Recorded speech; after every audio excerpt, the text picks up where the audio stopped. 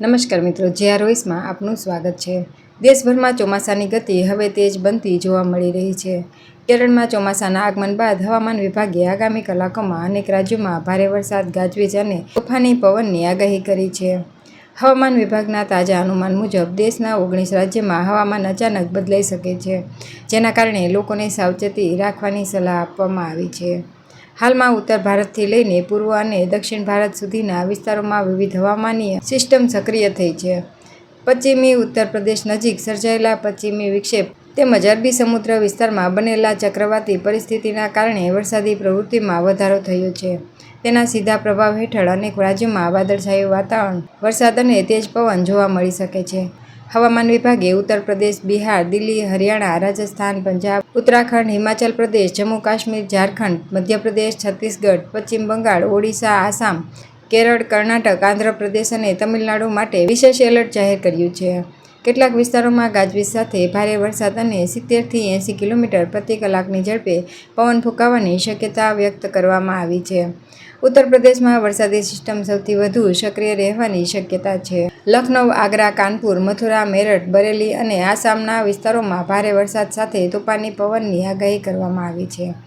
હવામાન વિભાગના જણાવ્યા અનુસાર કેટલાક વિસ્તારોમાં વીજળી પડવાની ઘટનાઓ પણ બની શકે છે। બિહારના પટના, ગયા, મુઝફ્ફરપુર, દરભંગા અને પૂર્ણિયા સહિતના વિસ્તારોમાં ભારે વરસાદની શક્યતા છે।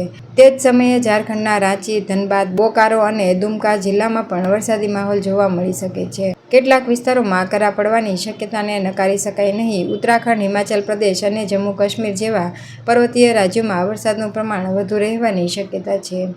ભારે વરસાદના કારણે ભૂસ્ખલન અને માર્ગ અવરોધ જેવી પરિસ્થિતિ ઊભી થઈ શકે છે। પ્રવાસીઓ અને યાત્રાળુઓને હવામાનની સ્થિતિ જાણ્યા વગર મુસાફરી ન કરવાની સલાહ આપવામાં આવી છે। રાજધાની દિલ્હીમાં છેલ્લા કેટલાક દિવસોથી ગરમી અને ભેજનું પ્રમાણ વધ્યું હતું। જોકે આજે વાદળછાયું વાતાવરણ, છૂટાછવાયા વરસાદ અને તેજ પવનના કારણે લોકોને ગરમીમાંથી રાહત મળવાની શક્યતા છે। હવામાન વિભાગે અહીં ગાજવીજ સાથે વરસાદ પડવાની સંભાવના વ્યક્ત કરી છે। પશ્ચિમ બંગાળ, આસામ અને ઓડિશામાં આગામી 2 દિવસ દરમિયાન વરસાદી પ્રવૃત્તિઓ વધુ સક્રિય બની શકે છે। કેટલાક જિલ્લાઓમાં ભારે વરસાદ ઉપરાંત વીજળી પડવાની અને કરા પડવાની સંભાવના પણ વ્યક્ત કરવામાં આવી છે। આઈએમડીએ લોકોને ખુલ્લા મેદાનો, ઊંચા વૃક્ષો અને વીજળીના થાંભલાઓથી દૂર રહેવાની સલાહ આપી છે। ખેડૂતોને પણ પાક અને કૃષિ સાધનોની સુરક્ષા માટે જરૂરી પગલાં ભરવા સૂચવવામાં આવ્યા છે। ભારે પવન અને વરસાદના કારણે કેટલીક જગ્યાએ વીજ પુરવઠો અને ટ્રાફિક વ્યવસ્થામાં ખલેલ પડી શકે છે। ચોમાસાની શરૂઆત સાથે જ દેશના મોટાભાગના વિસ્તારોમાં હવામાનમાં નોંધપાત્ર ફેરફાર જોવા મળી રહ્યો છે। આગામી દિવસોમાં વરસાદની ગતિવિધિઓ વધુ સક્રિય બનવાની સંભાવના હોવાથી લોકોને તાજા સમાચારો પર નજર રાખવા સલાહ આપવામાં આવી છે।